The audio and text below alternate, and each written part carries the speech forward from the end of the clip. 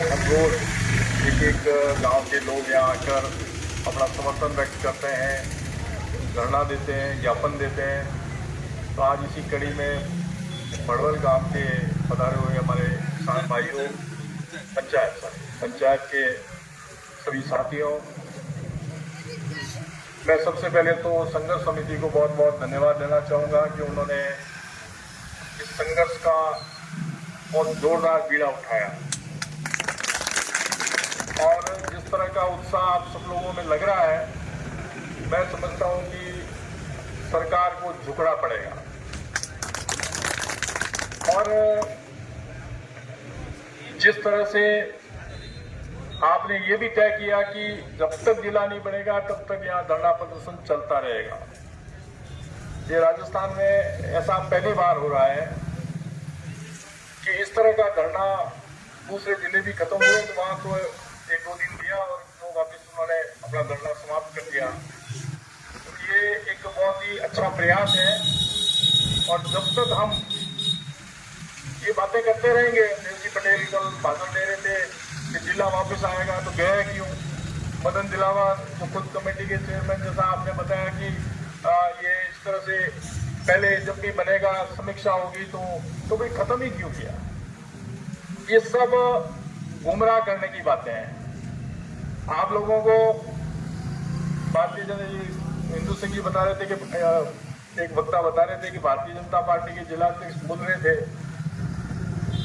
कि तकनीकी कारण क्या होता है। तकनीकी कारण क्या राजस्थान सरकार ने विधानसभा में घोषणा की तो कोई बिना तकनीकी आधार पे की होगी?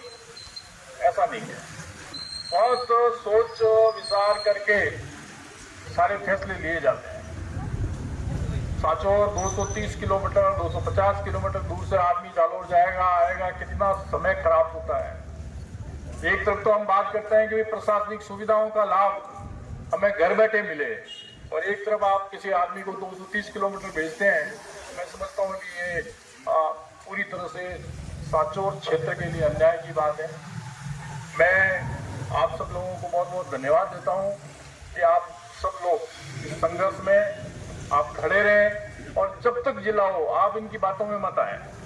भारतीय जनता पार्टी के लोग, भारतीय जनता पार्टी के नेता जिस तरह से बात करेंगे ताकि आपका ये संघर्ष एक तरह से खत्म हो जाए और खत्म हो और उसके बाद में आप वापिस पता नहीं क्या होगा क्या नहीं होगा।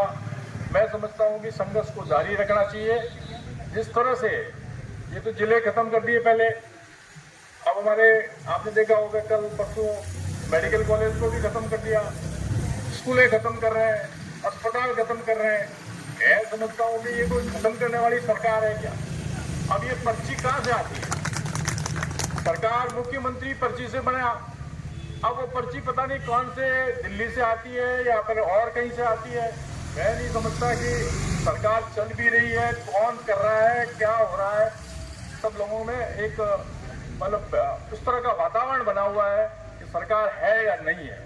जिस तरह से निर्णय लिए जा रहे हैं, मैं समझता हूँ कि जनता के हित में और कोई विकास के काम घोषित करने चाहिए और कोई काम करना चाहिए, उनको अपनी पट्टिका लगानी चाहिए।